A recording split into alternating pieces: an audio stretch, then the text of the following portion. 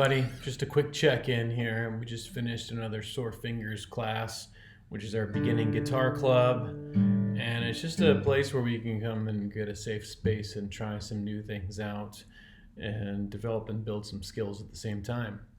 So we started off today with working on the C to the E minor chord change.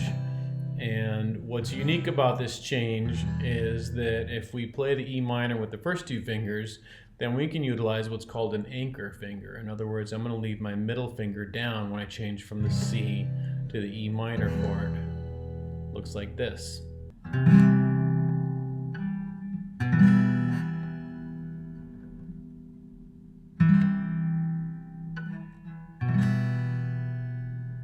So you can practice that a bunch just to get that under your fingers. But we're going to bring in some strumming. So we reviewed how to hold a pick, and the main thing about holding a pick is just to cradle it and try not to use the fingertips, but keep that index finger tucked and hold the pick off the side of the index finger.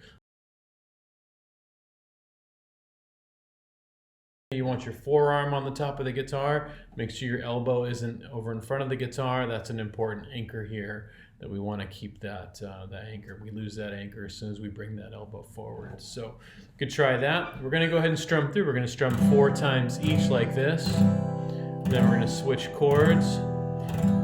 What we're trying to do is make the chord switch happen by beat 1. So sometimes we might go to ready, switch, and kind of cue ourselves about when that change is coming. 1, 2, ready, switch.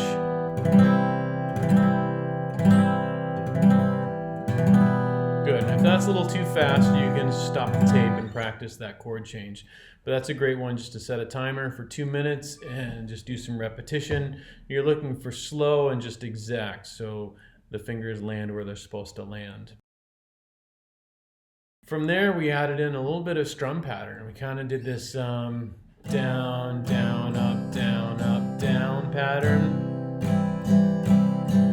Then we switched chords. Now I can say the pattern like down, down, up, down, up, down, down, down, up, switch, down, down, up, down, up, down, down, down, up. Or I can count 1, 2, and 3, and 4. 1, 2, and 3, and 4. 1, 2, and 3, and 4. 1, 2, and 3, and switch. 1, 2, and 3, and 4. 1, 2, and 3, and 4. 1, 2, and 3, and 4.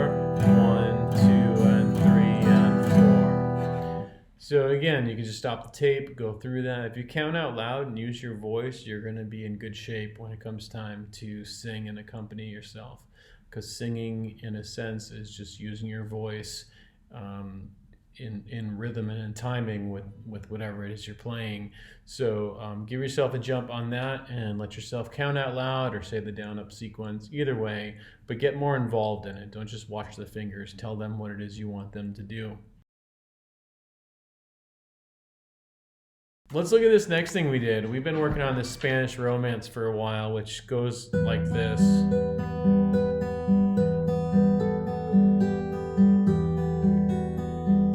It's a really nice melody on the first string of the guitar. Right about here, though, it's going to get a little interesting and a little more challenging. And then here, even more so.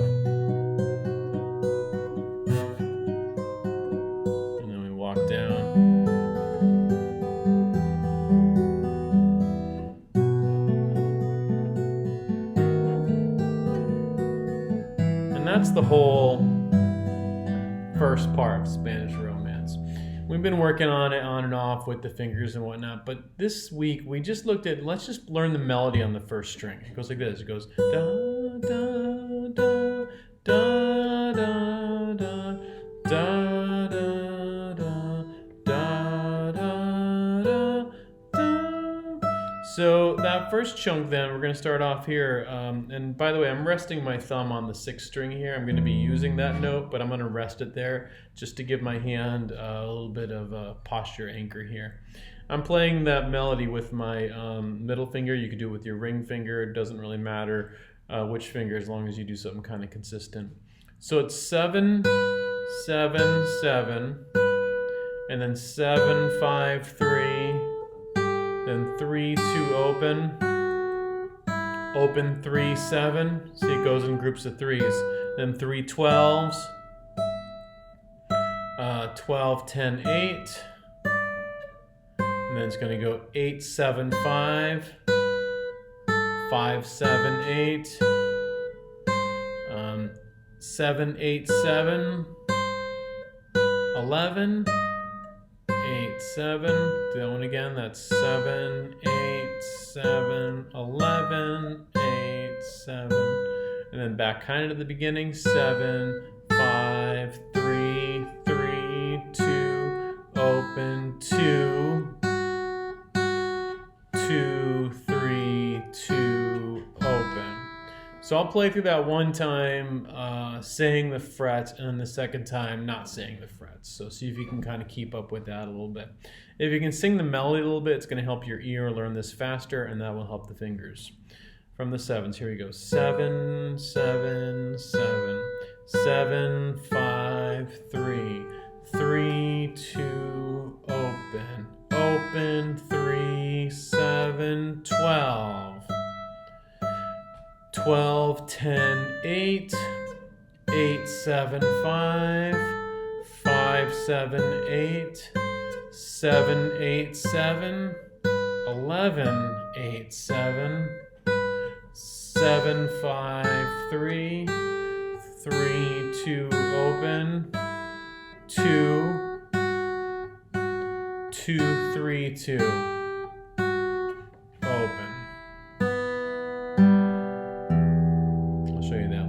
But try that out and see if you can learn that by itself. I'll play it one time through now, not saying the numbers. See if you can join in on that. Here we go.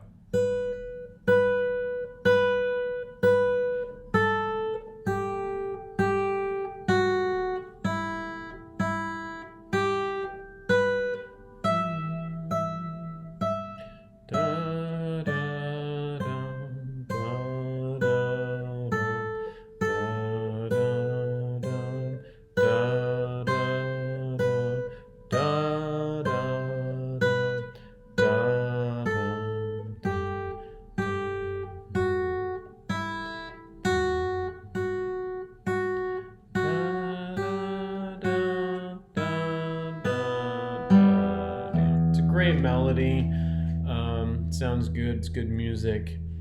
Whole thing can be played on one string. So try that out. Don't worry too much about the left hand. I've used mostly my middle finger.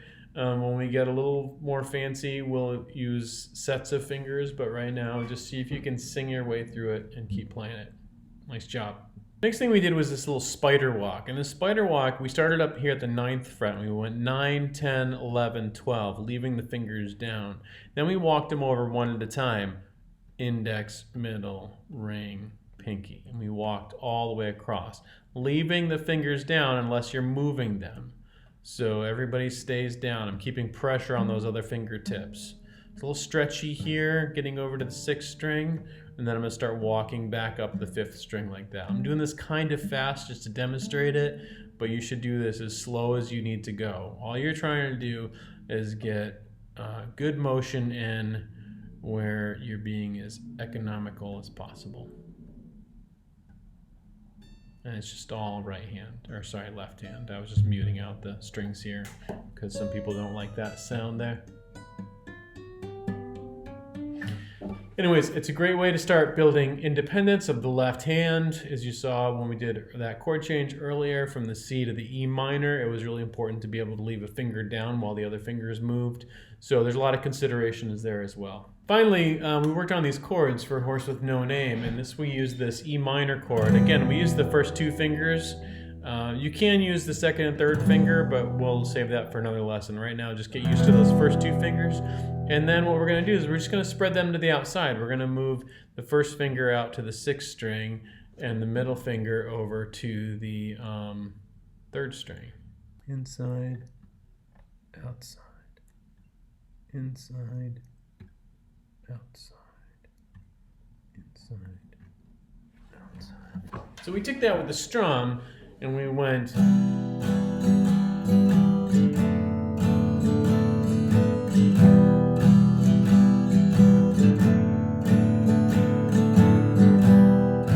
nice and easy.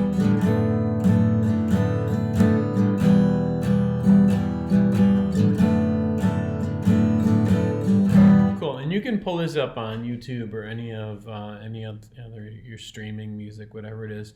This is America. Horse with No Name. It's the same two chords all the way through, so it's good practice to play along with the recording. If you're not used to playing along with the recordings, start doing it because it's really rewarding, gives you instant feedback if you're staying in time or not, and it's a richer experience for the ear to hear those other sounds going on, not just yourself. So get away from playing in a vacuum by yourself at home and using recordings. So we did that, and then we kind of brought this into that quintessential folk strum, which is this down, down, up. You swing down and miss, then you come up like that. So down, down, up, up, down, up, down, down, up, up, down, up, down, down, up, up, down, down,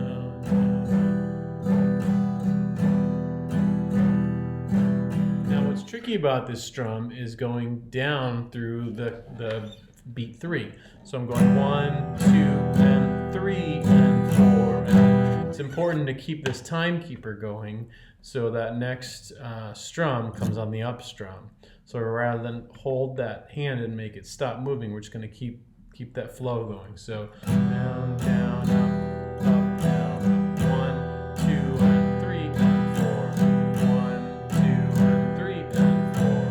1, 2, switch chords.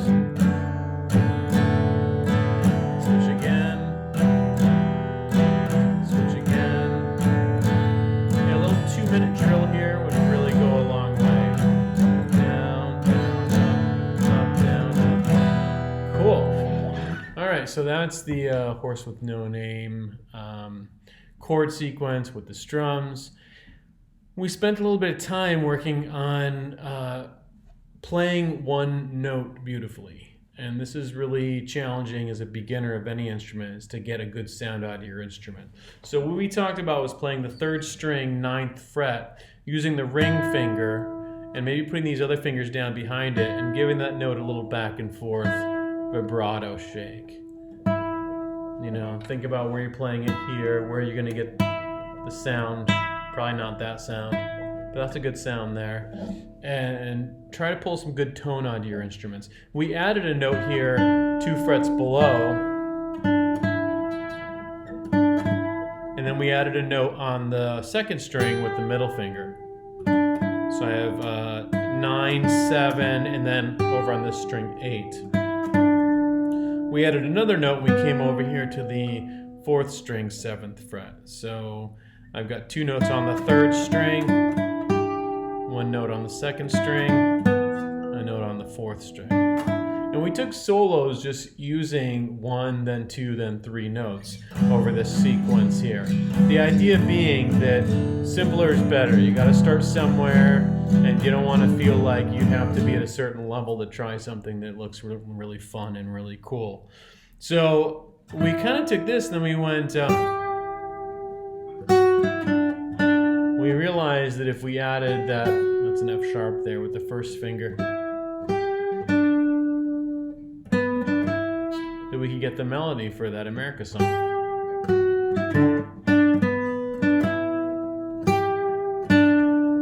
Everything kind of builds on everything. So when you come to Sore Fingers beginning guitar club, it's really about, what are you already good at? Do you sing? That's a tool that you can use to help your guitar playing.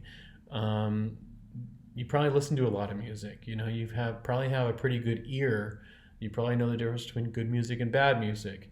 And what we try to do in here is just kind of find out what those skills are and use them while we're struggling through getting our fingers to learn how to play guitar. It is a struggle. It's not easy, but we want to keep that music, keep in touch with the music. We're not like trying to be technicians or trying to play music. So if we can keep that music in our ear, and that's why in the video you'll hear me talking about singing the riffs as you play them. That's going to be really helpful as well. Last thing I'll say is, these little dents in the fingers, it's going to happen. It just happens. And sometimes if you're holding something for a long time, even if you have calluses, they'll soften up. They'll heat up and warm up and soften, and then you'll get those grooves. So just make sure you're pushing down as close as you can to the fret, and then you don't have to push down as far. In other words, don't push down way back here. Press down closer to the fret wire. Just monitor that though. Make sure you're not grinding. It's almost better to play it loose and have some of the notes not ring than to really grind in there and get that. You'll hurt your fingertips and all kinds of bad things will happen there. So, anyways, have fun with this. This was Sore Fingers from Monday, April 28th. But if you're jumping in this anytime, you can go through the video and pick up a couple pointers. And as usual, you can ask me questions in the comments and whatnot. So have fun with the material, and yeah, don't give up. It takes time, but a little bit every week adds up. So we'll see you guys next time.